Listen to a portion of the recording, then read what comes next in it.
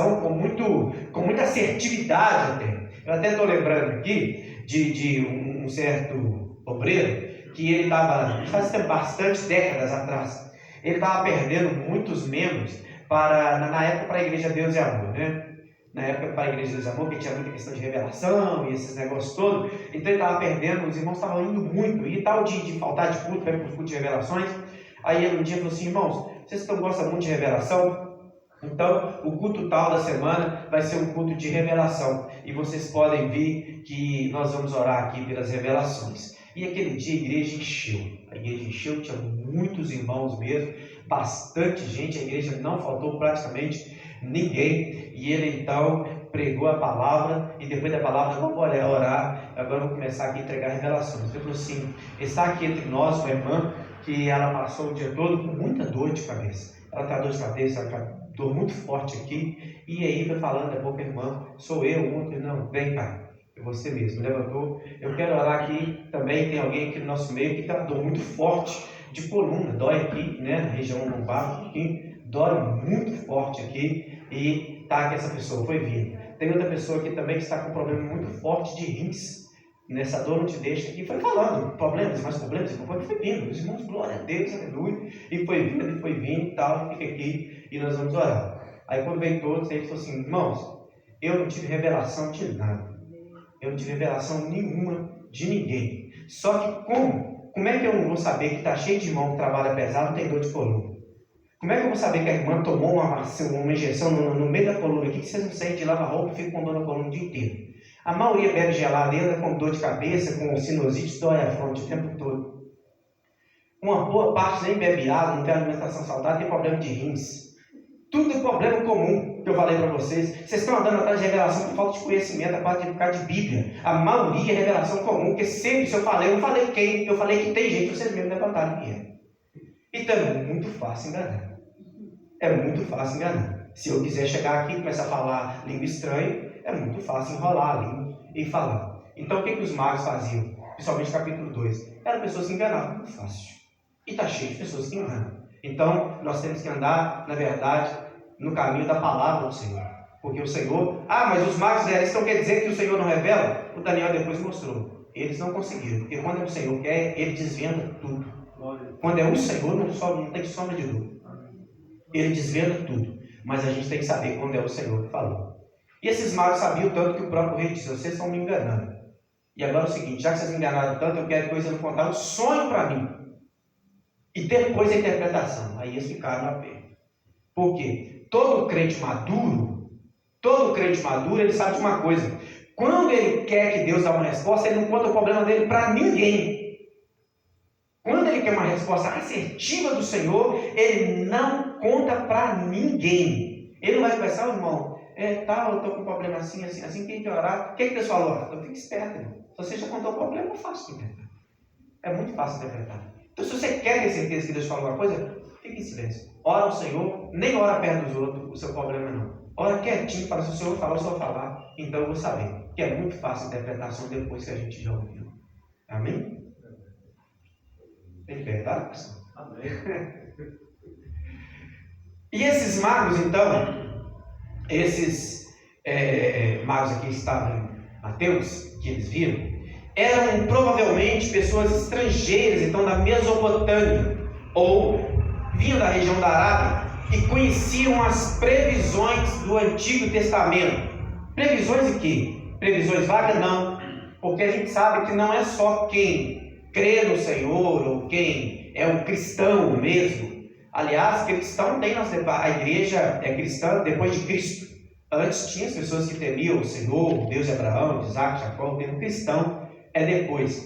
Mas mesmo que alguns que não fazem parte do cristianismo como protestante, né? O cristianismo protestante, o cristianismo ele faz parte, são três religiões principais, que é o judaísmo, o islamismo. Vou falar na ordem de tamanho, né? O cristianismo, o judaísmo, o islamismo, todos que creem em Jesus, que seja para segui-lo, ou que ele veio à terra, independente de como vai caminhar com ele ou não, se faz parte de alguma crença naquilo que Jesus falou, então faz parte do cristianismo, como por exemplo o espiritismo, a macumba, toda a parte do Espiritismo, por exemplo, todos que falam de Jesus de alguma maneira faz parte do cristianismo. Então, creio na Bíblia de alguma maneira.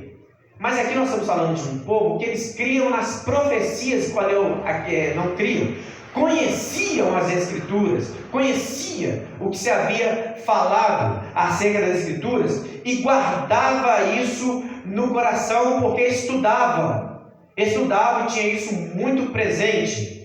Às vezes diferente, porque às vezes nós lemos a Bíblia e esquecemos muito rápido.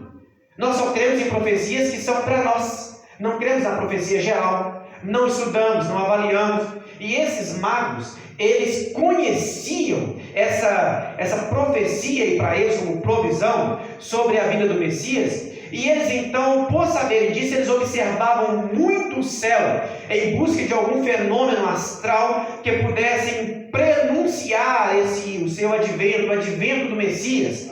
Por quê? Porque como magos, eles seguiam no caminho deles. Os persas, por exemplo, que é uma das religiões mais proeminentes, de maior significância, até porque desde antes da Babilônia já temos os persas, através deles, Zoroastro, que foi um dos grandes influentes, e através de Zoroastro, hoje nós temos o hinduísmo, que é a religião maior da Índia. Então não era uma religião pequena, mas essa religião, esse segmento religioso da Pérsia, ele já era grande, tinha grande influência.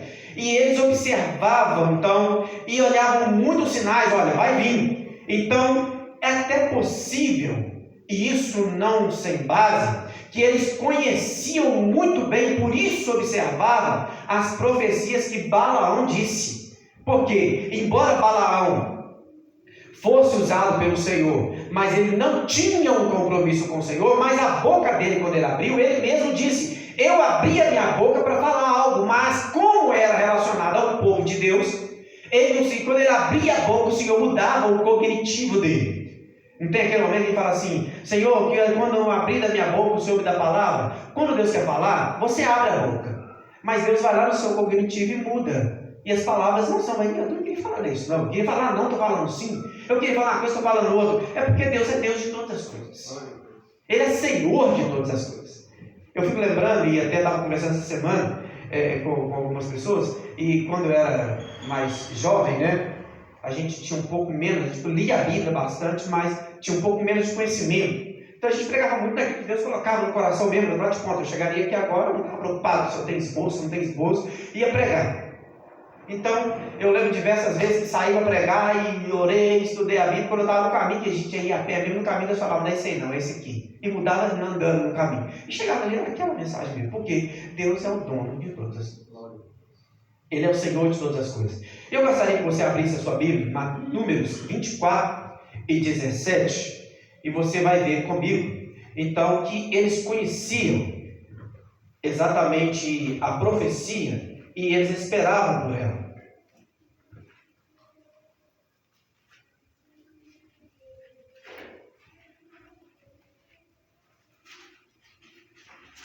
Os mais perto de Bíblia, vai achando e vai lendo, por favor.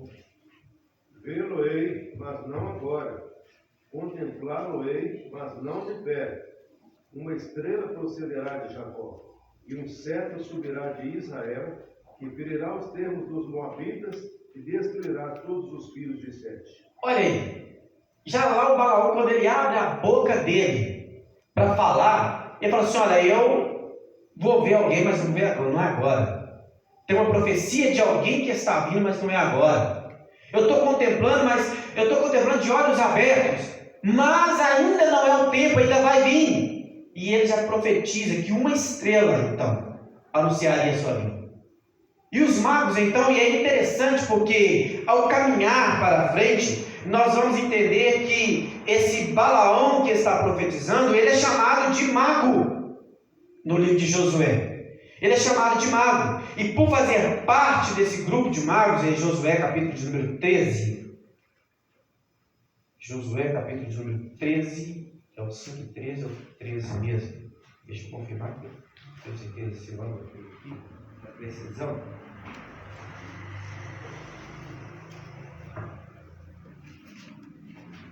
Quando os filhos de Israel entraram e eles foram expulsando, e eles expulsaram.